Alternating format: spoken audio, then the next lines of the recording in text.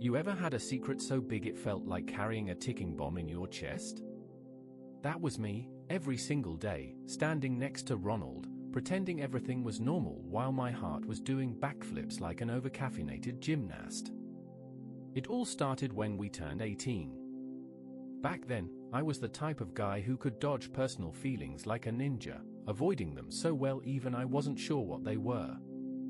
I never talked about my emotions, especially not about that one emotion I had for my best friend. Ronald was the kind of guy people just wanted to be around. Athletic, confident, effortlessly cool. Girls loved him, guys wanted to be him, and me? I just wanted him. Every time I was around him, it was like my world narrowed to just one person.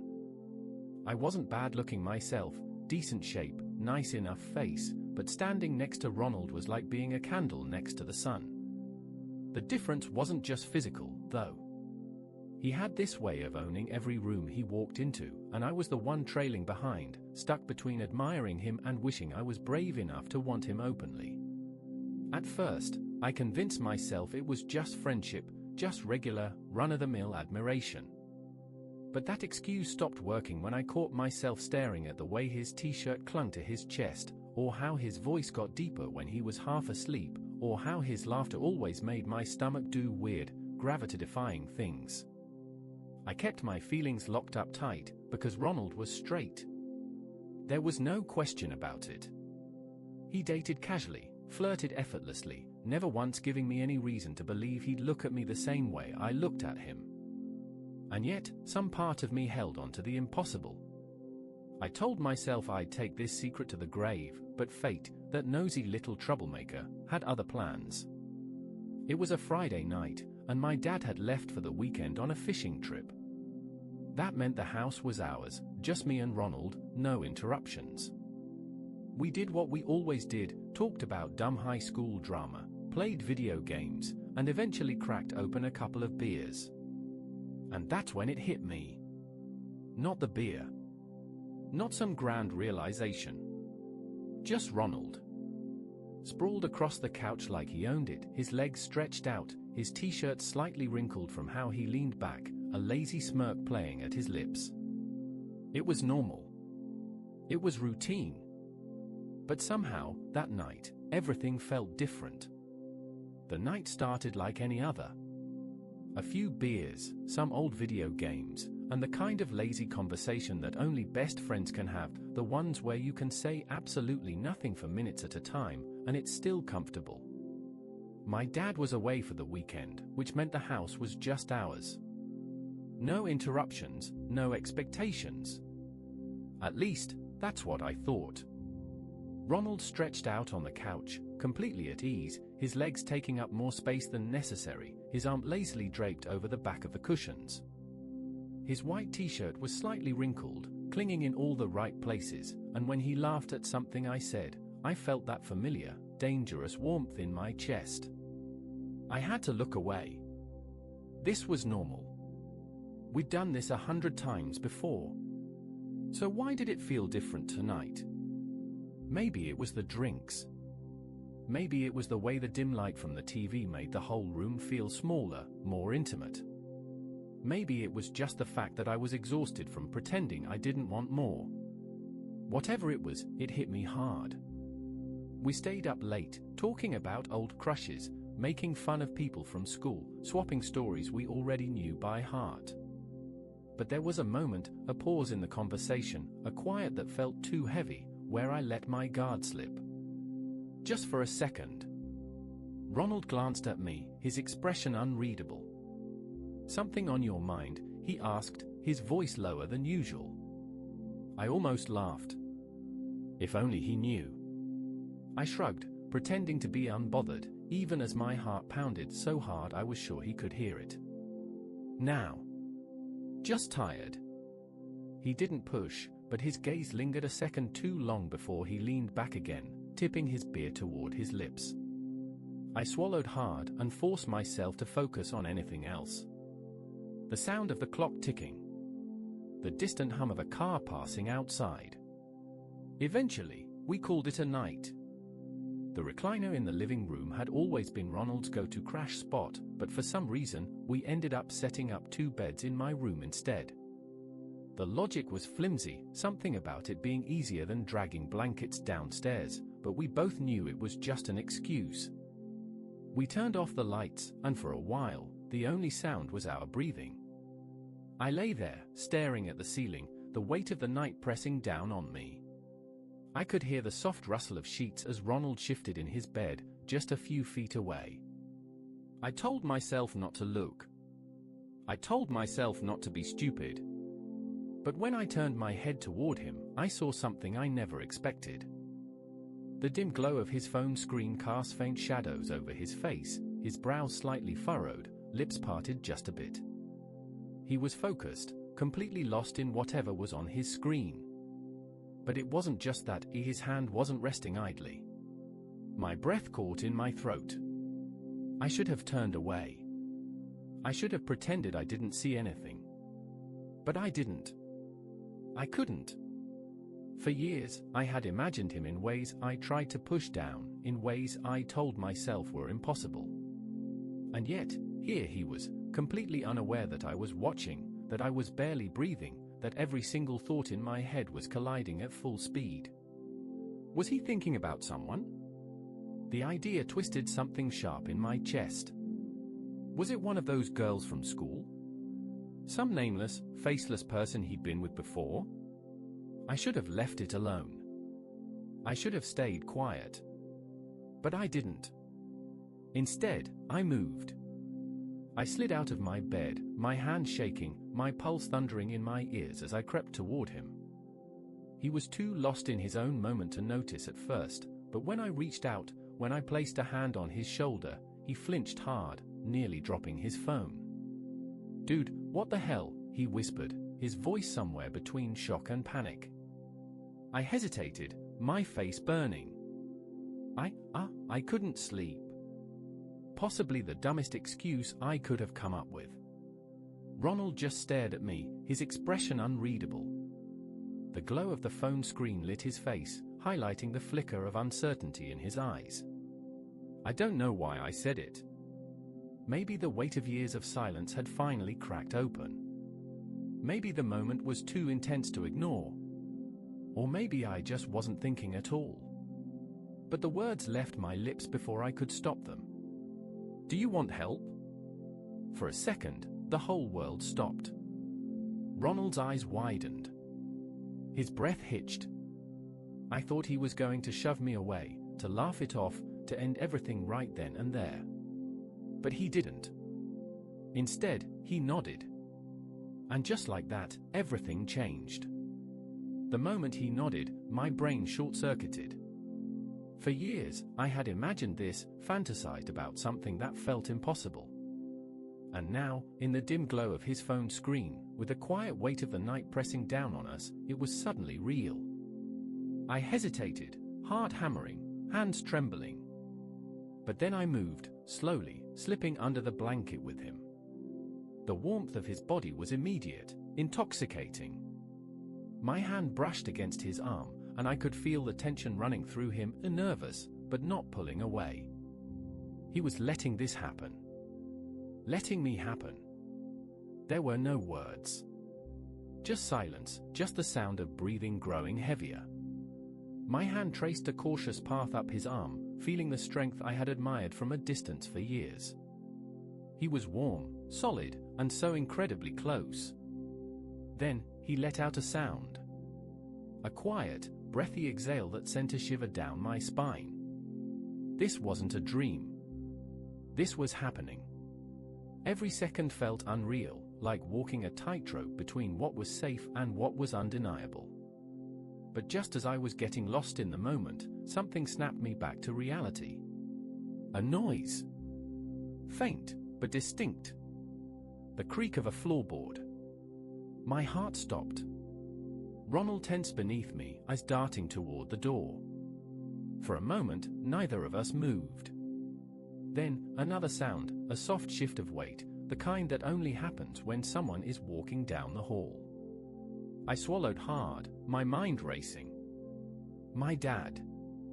He wasn't supposed to be home. Panic surged through me like ice water. If he came to check on us, if he opened the door right now, I didn't even want to think about what would happen. I pulled back instantly, moving as quietly as possible, my body stiff with fear. Ronald was still breathing hard, eyes still dark with something I couldn't quite read, but when I put a finger to my lips, he understood. We stayed frozen, listening. The sound moved past my door, toward the bathroom. I exhaled shakily, my chest tight. "Dude," Ronald whispered, barely audible. "Relax. You're imagining things." But I wasn't. A few agonizing minutes passed before I heard the bathroom door creak open, then soft footsteps retreating back down the hall. Only then did I let myself breathe. I turned to Ronald, ready to say something, to break the tension, to laugh it off, anything. But before I could, he reached for me. A simple touch. A hand curling around my wrist. A silent acknowledgement that neither of us wanted to stop. And just like that, the fear faded into something else entirely. The moment wasn't over. It had just begun. Morning came too fast. I woke up to the soft glow of sunlight creeping through the blinds, the room quiet except for the faint hum of the ceiling fan. For a second, I wasn't sure if the night before had really happened or if my brain had just stitched together another impossible fantasy. But then I turned my head, and there was Ronald.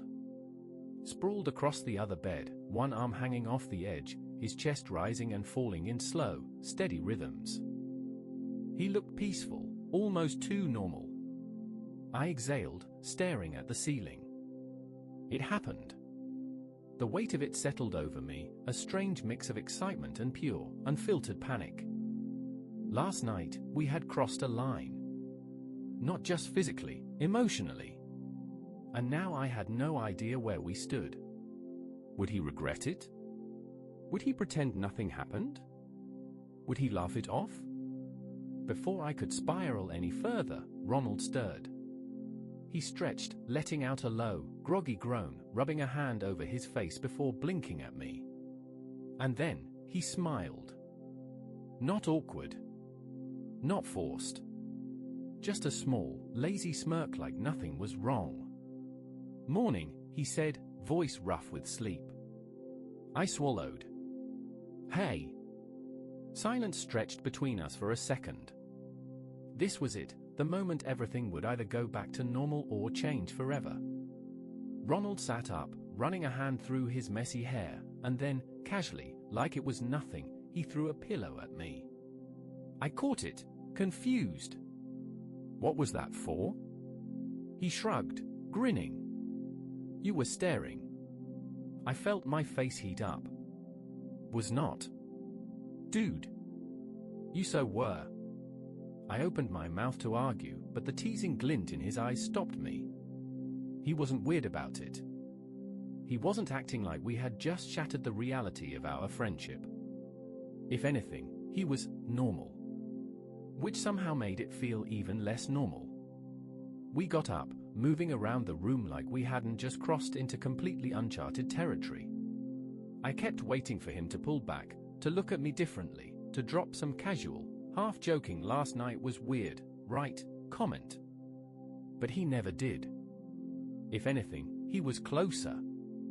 Subtle things, his shoulder brushing mine when we passed in the hallway, his gaze lingering just a second longer than necessary. Little details I wouldn't have noticed before, but now? Now they felt deliberate. At one point, we ended up in the kitchen, standing at the counter making breakfast, eggs, toast, something to fill the silence. I reached for the butter at the same time he did, and our hands bumped. Neither of us moved. For a second, I thought he was going to say something. I could see it, the thought forming in his head, the hesitation in his eyes. But instead, he just smirked. Like we had some kind of secret. A new tension settled between us, not bad, not awkward. Just different. And I had no idea what it meant. All I knew was that Ronald wasn't pulling away. If anything, He was coming closer. A few days passed, and things between us were different. Not in a bad way, just charged. Like every glance, every accidental touch, every moment we were alone had some kind of hidden weight we weren't talking about. Ronald wasn't avoiding me. If anything, he was acting more relaxed. But there was something beneath the surface, a curiosity, a quiet tension.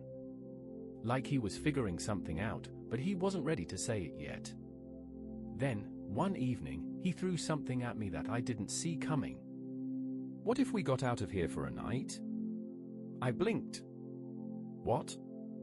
Ronald leaned against the couch, arms crossed, that mischievous glint in his eyes.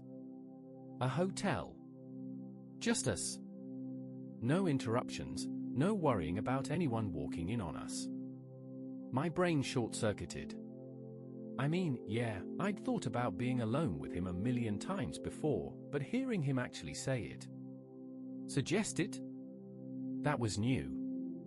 I tried to play it cool, but my pulse was already racing.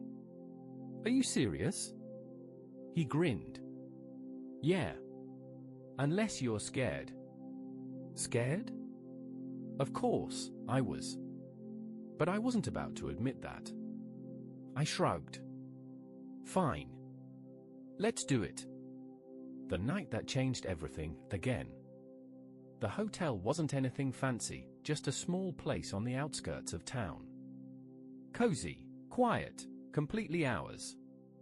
The moment we stepped into the room, I felt something settle over me, a mix of nervousness and anticipation. Ronald tossed our small bag onto the bed and turned to me with a smirk. "Not bad, huh?" I nodded, scanning the space, a big bed, soft lighting, a small sitting area by the window. Simple, but intimate. We opened a bottle of wine, terrible, but it did the job, sitting on the bed and talking like we always did. But it wasn't like we always did. There was an edge to our conversation, a tension woven between the words. I could feel him watching me. And when I looked back, he didn't look away.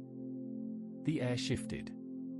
He reached out, just a small movement, fingers brushing against my wrist. It was barely anything, but it was everything. My breath hitched. He noticed. Then, slowly, he leaned in. The first kiss was hesitant. A test. A question. I answered by kissing him back. It wasn't practiced, it wasn't perfect, but it was real. His hands found my waist, pulling me closer, and I melted into the warmth of him. Everything I had ever wanted, everything I had spent years convincing myself was impossible, was suddenly right here. There were no jokes, no teasing this time. Just us. For the first time, we weren't second-guessing, weren't overthinking. There was no hesitation, no excuses. Just the weight of his touch, the press of his lips, the quiet certainty that we had finally stopped pretending. The morning after felt surreal. I woke up to the soft weight of a blanket over me, the distant hum of cars outside, and the steady sound of Ronald's breathing beside me. For a moment, I just lay there, eyes fixed on the ceiling, trying to process the fact that this wasn't just another dream. It had happened. I turned my head, and there he was, his hair a mess, his arm lazily draped over his stomach, his face completely relaxed in sleep. He looked peaceful, comfortable, like nothing was wrong, which should have been a relief. But instead, my brain went into overdrive. What if this was it? What if last night was just an experiment for him, some curiosity he needed to get out of his system? What if he woke up, looked at me, and regretted everything? I wasn't sure I could handle that. So I did what any totally rational person would do, I rolled over and pretended to be asleep. It didn't last long. A few minutes later, Ronald shifted, let out a sleepy groan, and stretched. Then, his voice, low, groggy, too casual. "You awake?" I hesitated. Too long. He huffed out a small laugh. "Dude, I know you're awake. Damn it." I turned my head, meeting his gaze. He was looking at me, and for the first time since last night, I couldn't read him. His expression was soft, unreadable, something flickering behind his eyes. I braced myself for him to brush it off, to change the subject, to make a joke. But instead, he just sighed. "Last night wasn't just a one-time thing for me," he said, his voice quiet but certain. My brain shut down. He ran a hand through his hair, glancing away for a second before looking back at me. "I don't know how to explain it," he admitted. "I've never felt this way about a guy before. But with you? It just felt right." I forgot how to breathe. Of all the things I had expected him to say, that wasn't on the list. He watched me carefully, like he was waiting for me to freak out, to pull away. But I didn't. I couldn't. I swallowed, trying to get my voice to work. "You're allowed to be confused." Ronald let out a short laugh, shaking his head. "I'm not confused about how I feel when I'm with you." And just like that, something inside me unraveled. All these years, all the doubt, all the times I told myself this could never happen, they didn't matter anymore. Because here he was, lying in a hotel bed next to me, choosing to be here. I reached for his hand, lacing my fingers through his. His grip tightened, warm and steady. And for the first time, I let myself believe it. If someone had told me a month ago that Ronald and I would be here, lying in a hotel bed, hands tangled together like it was the most natural thing in the world, I would have laughed in their face. But here we were. And somehow, it felt right. That didn't mean it wasn't complicated. We didn't label anything. We didn't talk about what it meant. But something had shifted between us, something neither of us could ignore. The first few days after the hotel were different. Not awkward, just charged. Everything felt more intentional. Ronald didn't pull away. If anything, he leaned in. Little things, his shoulder brushing mine when we sat next to each other, his hand lingering when he passed me something, the way his gaze held mine a second too long. And then, there were the moments when we were alone. When the door was closed, when the world outside didn't exist, when we let the silence speak for us. We didn't rush anything. We still acted like best friends in public, same jokes, same banter, same stupid arguments over which movie was better. But behind closed doors? That was ours. And maybe that was why I wasn't scared. Because no matter what this was, we were still us. One afternoon, we were at Ronald's apartment, sitting on the couch, scrolling through our phones in comfortable silence. At some point, he shifted, his knee brushing against mine. I looked over, expecting him to move away, but he didn't. Instead, he smirked. "What?" I asked, raising an eyebrow. He shrugged. "You keep looking at me like you have something to say." My stomach flipped. I opened my mouth, then closed it, because I had something to say, but how was I supposed to say it? Ronald studied me for a second, then, so casually it nearly knocked the air out of my lungs, he reached over and brushed his thumb across my cheek. I froze. I felt it everywhere, the warmth of his skin, the soft, deliberate way he traced the edge of my jaw. It wasn't just teasing. It wasn't just a joke. It was him choosing to do this. My breath caught, and for a second, I forgot everything else. Who we were supposed to be, what people expected of him, all of it. Because the only thing that mattered was that he was looking at me like he wanted this, too. And then, just as my brain fully shut down, he pulled back and grinned. "Relax," he said, voice low. "We've got time." And for the first time, I let myself believe that was true. For a while, it felt like we were in our own world. No labels, no pressure, just us. Until we got caught. It started like any other night. Ronald was staying over, like he had a million times before. My dad was out late, and we figured we had the house to ourselves. We were in my room, door closed, lights low, voices quiet. There was an unspoken rule now: whenever we were alone, we let ourselves have this. Ronald was lying on my bed, flipping through his phone. I sat beside him, trying to focus on anything except how close he was. Then, casually, too casually, he reached over and grabbed my wrist. I froze.